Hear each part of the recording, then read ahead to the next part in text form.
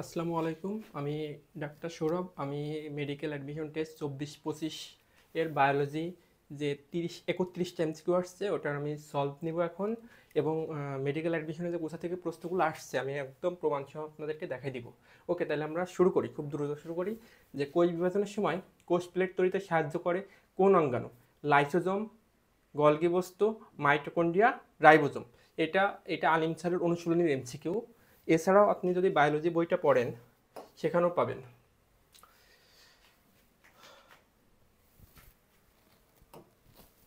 দেখেন, গলগি বস্তুর কাজের মধ্যেই লেখা ছিল কোষ বিভাজনকালে কোষ প্লেট তৈরি করা, কোষ বিভাজনকালে কোষ প্লেট তৈরি করা। ওকে, আচ্ছা, ঠিক আছে।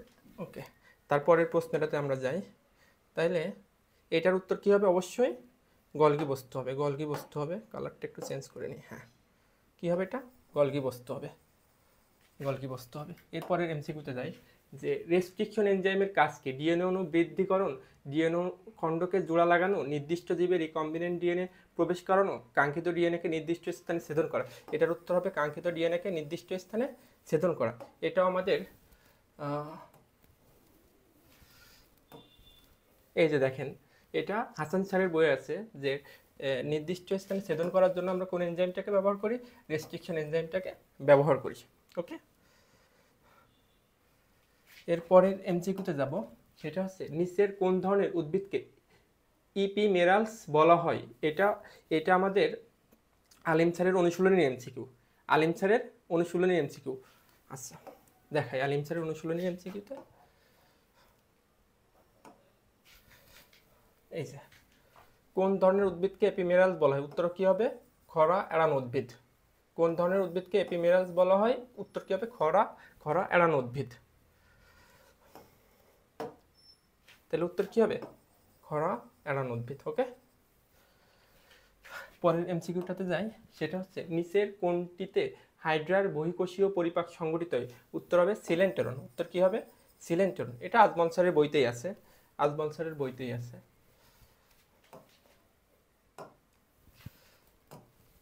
এই যে বহিঃকোষীয় পরিপাক কোথায় হয়? কোষের বাইরে হয়, সিলেন্টেরন হয়। কোথায় হয়? সিলেন্টেরনে হয়। এরপরে মস্তিষ্কের কোন অংশ মানুষের ক্ষুধা নিয়ন্ত্রণ করে? এটা আপনার মস্তিষ্কের চ্যাপ্টারও আছে, সমন্বয় নিয়ন্ত্রণ আজমল স্যারের বইও আছে, আবার পরিপাকের অধ্যায়ও আছে। উত্তর কি হবে? হাইপোথ্যালামাস। উত্তর হবে হাইপোথ্যালামাস। ক্ষুধা নিয়ন্ত্রণ করে কে? মস্তিষ্কের হাইপোথ্যালামাস। কে করবে? হাইপোথ্যালামাস। এই যে ক্ষুধা নিয়ন্ত্রণ করে কে? হাইপোথ্যালামাস। আবার পরিপাকের অধ্যায়ও এটা আছে। ওকে, পরিপাকের অধ্যায়ও আছে এটা। এবার নিচের কোনটি মালভেসি গোত্রের উদ্ভিদ? মালভেসি গোত্রের উদ্ভিদ হবে কার্পাস্তোলা। এটা হাসান স্যারের বইয়ে আছে, নগ্নবীজে আবৃত বীজ, শর্টের ভিতরেই আছে এটা। দেখেন, হয়ে গেল তো,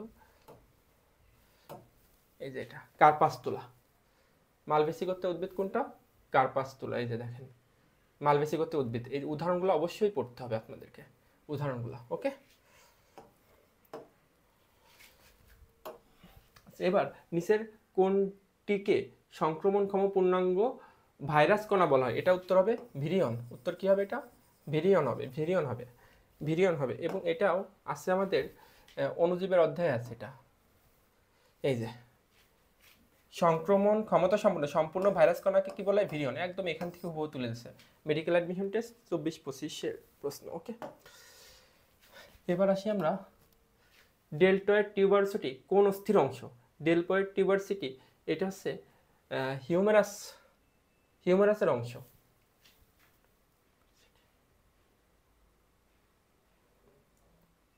এটা কোন অস্থির অংশ? এটা হিউমেরাস।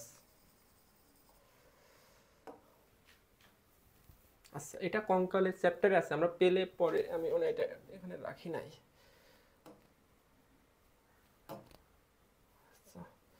আচ্ছা, ঠিক আছে, আমরা পরের এমসিকিউতে যাই। আচ্ছা, এবার ফুসফুসের আবরণকে কি বলা হয়? গ্লিসন্স ক্যাপসুল, এটা যকৃতের আবরণ। পেরিকার্ডিয়াম, এটা হৃৎপিণ্ডের আবরণ। ডায়াফ্রাম, এটা হচ্ছে মধ্যস্থতা, আমাদের বক্ষগহ্বর এবং উদরকে আলাদা করে। এবং এটার উত্তর কি হবে? প্লিউরা। এটাও আলিম স্যারের অনুশীলনীতেও আছে, আলিম স্যারের বইয়ের অনুশীলনীর প্রশ্ন, এবং এটা আজমল স্যারের বইও আছে। এই যে প্লিউরা, প্লিউরাল পর্দা। এরপর একটা ক্রেবস চক্র কোথায় সংঘটিত হয়, এটার উত্তর হবে মাইটোকন্ড্রিয়া। এটা অনেকবার মেডিকেলে আসছে, আপনাকে দেখাচ্ছি আমি, আমাদেরকে দেখাচ্ছি। এবং দেখেন এই যে ক্রেবস চক্র এটা কোথায় ঘটে, মাইটোকন্ড্রিয়াতে ঘটে। এটা মেডিকেল 20-21 প্রশ্ন, 12-13 প্রশ্ন, আবার 24-25-এও আসছে। ওকে, এরপর পরের এমসিকিউতে যাই। নিচের কোনটিকে মানুষের দ্বিতীয় মস্তিষ্ক হিসেবে পরিচিত, এটা হবে এন্টেরিক নার্ভাস সিস্টেম। এটা কি হবে, এটাও আলিম স্যারের এমসিকিউ, আলিম স্যারের বইয়ের অনুশীলনের এমসিকিউ থেকে তুলেছে এন্টেরিক নার্ভাস সিস্টেম। এবং এটা আজমল স্যারের বইও আছে, এবং এটা আজমল স্যারের বইও আছে। এই যে দেখেন মাইন্টেরিক প্লেক্সাস, মাইন্টেরিক প্লেক্সাস, এবং এটাকে কি বলা হয়, দ্বিতীয় মস্তিষ্ক বলা হয়। মাইন্টেরিক প্লেক্সাসকে কি বলা হয়, মানুষের দ্বিতীয় মস্তিষ্ক বলা হয়। ওকে, এরপরের এমসিকিউ দেখেন, জেনেটিক ইঞ্জিনিয়ারিং এর প্রধান জীব সাধনী বা লিভিং টুল কোনটা, হ্যাঁ, F factor, restriction enzyme, explant, plasmid. এটা এটা অবশ্যই আলিম স্যারের অনুশীলনী এমসিকিউ, আলিম স্যারের অনুশীলনের এমসিকিউ দেখাচ্ছি আমি। এটা আলিম স্যারের অনুশীলন। আচ্ছা, এই যে দেখেন যে জেনেটিক ইঞ্জিনিয়ারিংয়ের প্রধান জীবজ উপাদান কোনটা, প্লাজমিড। আলিম স্যারের অনুশীলনী এমসিকিউ, যে জেনেটিক ইঞ্জিনিয়ারিংয়ের প্রধান জীবজ উপাদান কোনটা, প্লাজমিড। প্লাজমিড আলিম স্যারের অনুশীলন। এবং এই এমসিকিউটা আসছে টিস্যু কালচারের প্রাথমিক উদ্দেশ্য কোনটা, এবং এটা হচ্ছে নতুন চারা উৎপাদন। এই দুইটা এমসিকিউ এখান থেকে তুলে দিছে। ওকে, এই দুইটা এমসিকিউ এখান থেকে তুলে দিচ্ছে। আচ্ছা ঠিক আছে, তাহলে এবার আমরা, তাহলে এটার কি উত্তর হবে, প্লাজমিড উত্তর হবে, প্লাজমিড উত্তর হবে, প্লাজমিড, প্লাজমিড উত্তর হবে। এবার কানের কোন অংশ ভারসাম্য রক্ষায় সহায়তা করে, এটা উত্তর হবে ভেস্টিবুলার যন্ত্র। কোনটা হবে, ভেস্টিবুলার যন্ত্র। এই যে মানুষের ভারসাম্য অঙ্গকে বলা হয় ভেস্টিবুলার অ্যাপারেটাস, ভারসাম্য অঙ্গকে কি বলা হয়, ভেস্টিবুলার। এটা আজমল স্যারের বইয়ে আছে। পরের এমসিকিউটাতে যাই আমরা, নিচের কোন হরমোনটি মানুষের ডিম্বাশয় থেকে নিঃসৃত হয়, ডিম্বাশয় থেকে নিঃসৃত হয় ইস্ট্রোজেন আর প্রজেস্টেরন। তাহলে এই যে প্রজেস্টেরন, অক্সিটোসিন, এটা হচ্ছে পশ্চাৎ পিটিউটারি, মানে আমাদের সেরেব্রাম থ্যালামাস, হাইপোথ্যালামাস, মানে হাইপোথ্যালামাস থেকে খরিত হয়, হয়ে পশ্চাৎ পিটিউটারি থেকে জমা হয়। প্রোল্যাক্টিন এটা অগ্র পিটিউটারি থেকে খরিত হয়। আর থাইরোনিন এটা থাইরোক্সিন হবে, ভুল আছে, থাইরয়েড গ্রন্থি থেকে খরিত হয়।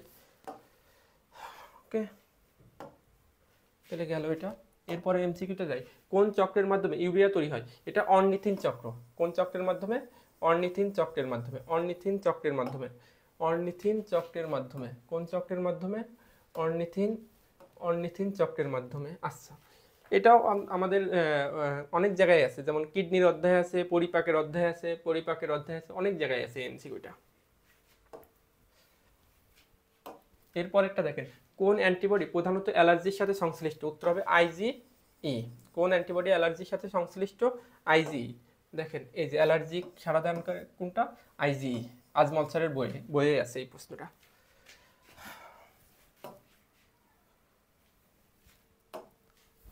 ভাইরাসের বংশবৃদ্ধিতে পোষকের কোন অঙ্গাণুতে প্রোটিন তৈরি হয়, এটার উত্তর হবে রাইবোজোম। এটা আলিম স্যারের অনুশীলনের এমসিকিউ, একদম অণুজীবের আলিম স্যারের একদম প্রথম এমসিকিউ এটা, আলিম স্যারের অনুশীলনীতে একদম প্রথম এমসিকিউ এটা। আচ্ছা আমি দেখাচ্ছি, এটা এখানে আছে।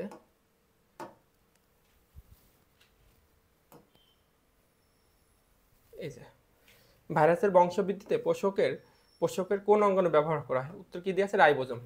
উত্তর কোনটা হবে, রাইবোজোম, রাইবোজোম। আচ্ছা, নিচের কোনটি পিউরিন বেস, পিউরিন বেস হচ্ছে অ্যাডিনিন আর গুয়ানিন।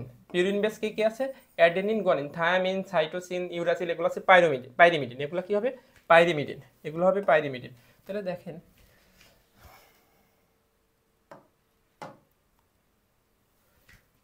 এই যে অ্যাডিনিন, গুয়ানিন, এটা হচ্ছে আপনার পিউরিন, এটার উদাহরণ হচ্ছে পিউরিন, হাসান স্যারের বইয়ে আছে এটা। এরপরের এমসিকিউটাতে যাই, যে মানুষের সপ্তম করটিক নার্ভের নাম কি, এটা হবে ফেসিয়াল। ট্রক্লিয়ার আছে 4 নম্বর, ফেসিয়াল 7 নম্বর, ভেগাস, ভেগাস আছে 10 নম্বর, অপটিক আছে 2 নম্বর, অপটিক 2 নম্বর। তাহলে ফেসিয়াল কি হবে, 7 নম্বর, ফেসিয়াল হবে 7 নম্বর। এই যে ফেসিয়াল 7 নম্বর। ওকে, ফেসিয়াল 7 নম্বর। তারপরেরটাতে আসি, এনজিওপ্লাস্টি করলে কি হয়, এনজিওপ্লাস্টি করলে সরু ধমনী প্রশস্ত হয়। এনজিওপ্লাস্টি করলে কি হবে? সরু ধমনী প্রশস্ত হয়। এনজিও মানে ব্লাড ভেসেল, প্লাস্টি মানে কি? আমরা ব্লাড ভেসেলটাকে আবার প্রশস্ত করতেছি। ব্লাড ভেসেলটাকে আমরা কি করব? প্রশস্ত করব। এবং এখানে লেখা আছে এই যে এনজিওপ্লাস্টি, আজমল স্যারের বইয়ের একদম এনজিওপ্লাস্টির এখানে লেখা আছে যে যুক্ত বা মানে যদি রুদ্ধ হয়ে যাওয়া করণীয় ধর্ম পুনরায় প্রশস্ত করা হয়। পুনরায় কি করা হয়? প্রশস্ত করা হয়। ওকে, তাহলে এটার উত্তর হবে এটা।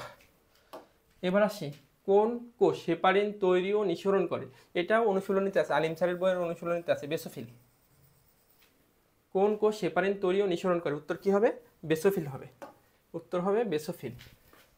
এবং এটা আজমল স্যারের বইও লেখা আছে যে হেপারিন তৈরি করে কে? বেসোফিল। এবং এটা কতবার মেডিকেল আসছে? মেডিকেল 18-19-এ আসছে, ডেন্টাল 9-10-এ আসছে। ওকে, আচ্ছা এরপরে আসি আমরা, ডাকটাস কুবেরি রুই মাছের কোন তন্ত্রের সাথে যুক্ত? এটাও আলিম স্যারের অনুশীলনীতে আছে। আবার এটা আপনি এমনি বই পড়লেই পারবেন, শিরাতন্ত্র। উত্তর কি হবে? শিরাতন্ত্র হবে। শিরাতন্ত্র হবে, উত্তর হবে শিরাতন্ত্র। এই যে দেখেন, রুই মাছের ডাকটাস কুবেরি, এটা কিসের অংশ? শিরাতন্ত্রের অংশ। এই সিস্টেমে শিরাতন্ত্রের মধ্যে, সব শিরাতন্ত্রের মধ্যে আছে। এটা ডাকটাস কুবেরি আছে শিরাতন্ত্রের অংশ, এবং এটা অনুশীলনীতেও আছে। ওকে, এরপর আসি আমরা, পেসমেকারের কাজ কি? পেসমেকারের কাজ হচ্ছে হৃদস্পন্দনের ধীরগতি নিয়ন্ত্রণ করে। কি করে? হৃদস্পন্দনের ধীরগতি নিয়ন্ত্রণ করে। হৃদস্পন্দনের ধীরগতি নিয়ন্ত্রণ করে। হৃদস্পন্দনের ধীরগতি নিয়ন্ত্রণ করে। এবং দেখেন এই যেখানে লেখা আছে, এবং হৃদস্পন্দন সৃষ্টি করে ছন্দময়তা বজায় রাখে, এবং যদি ধীর হয়ে যায় তাহলে পেসমেকার লাগালে যাতে হৃদস্পন্দন কন্ট্রোল হয়, ঠিকঠাকভাবে থাকে, সেটা নিয়ন্ত্রণ করা আছে পেসমেকার। পেসমেকার। ওকে,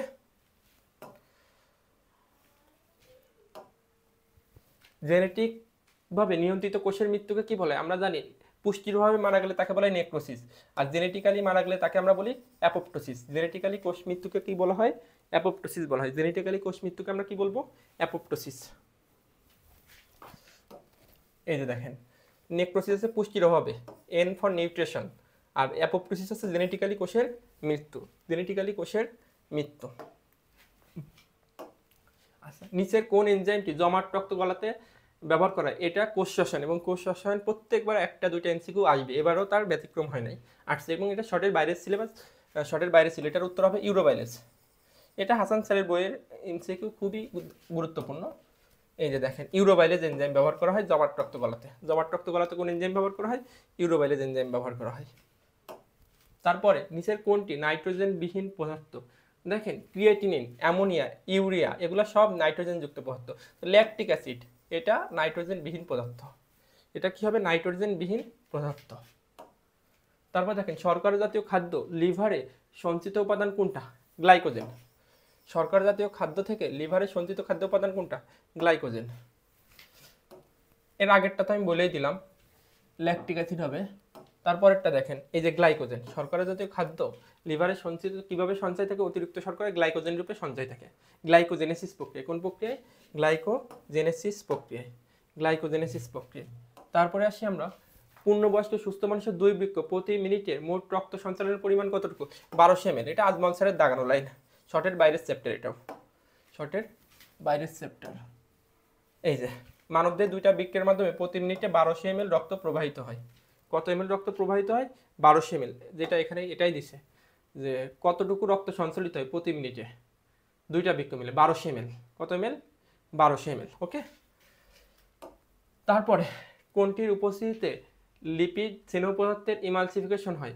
এটা হবে পিত্ত লবণ বা বাইল সল্ট। কি হবে? পিত্ত লবণ বা বাইল সল্ট। দেখেন, পিত্ত লবণ বা বাইল সল্ট কই আছে? এই যে, লিপিড পরিপাকে সহায়তা করতেছে, এই যে ইমালসিফিকেশন করে কে? পিত্ত লবণ বা বাইল সল্ট। পিত্ত লবণ বা বাইল সল্ট। তারপরের এমসিকিউতে আসি, রিকম্বিনেন্ট ডিএনএ টেকনোলজির মাধ্যমে সৃষ্ট উদ্ভিদকে কি বলা হয়? ট্রানজেনিক উদ্ভিদ বলা হয়। সৃষ্ট উদ্ভিদকে আমরা কি বলবো? রিকম্বিনেন্ট ডিএনএ টেকনোলজির মাধ্যমে সৃষ্ট উদ্ভিদকে আমরা বলবো ট্রানজেনিক উদ্ভিদ। এবং এটাও পরে আর নাই, এখানে আছে।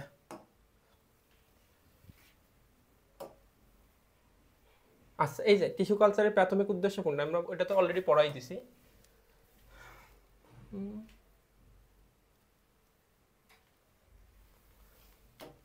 আচ্ছা, এটাও তো অলরেডি পড়াই দিছি, তাহলে প্রথমটাতে আছে কিনা? এই যে, রিকম্বিনেন্ট ডিএনএ টেকনোলজি প্রয়োগে সৃষ্ট নতুন জীবকে কি বলে? ট্রানজেনিক উদ্ভিদ বলা হয়। এটা কিন্তু খুব গুরুত্বপূর্ণ, আসছে মেডিকেলে। ঠিক আছে, ওকে। তাহলে আমাদের মনে হয় 31টা এমসিকিউ আসছে বায়োলজি থেকে। আর একটা বাকি আছে না? হ্যাঁ, টিস্যু কালচারের প্রাথমিক লক্ষ্য কোনটা আমি বলেই দিছি, নতুন চারা তৈরি, নতুন প্রচুর পরিমাণ নতুন চারা উৎপাদন। ওকে, তাহলে আমাদের মোটামুটি বায়োলজি থেকে 31টার মতো এমসিকিউ আসছে এবং সবগুলাই কমন, আনকমন কোনো এমসিকিউ আসে নাই। আশা করি অ্যাটলিস্ট 25+ পেতে হবে এখান থেকে, এর কম পাইলে আসলে একটু টাফ হয়ে যাবে চান্স পাওয়া। ঠিক আছে, ওকে, ধন্যবাদ সবাইকে, আসসালামু আলাইকুম।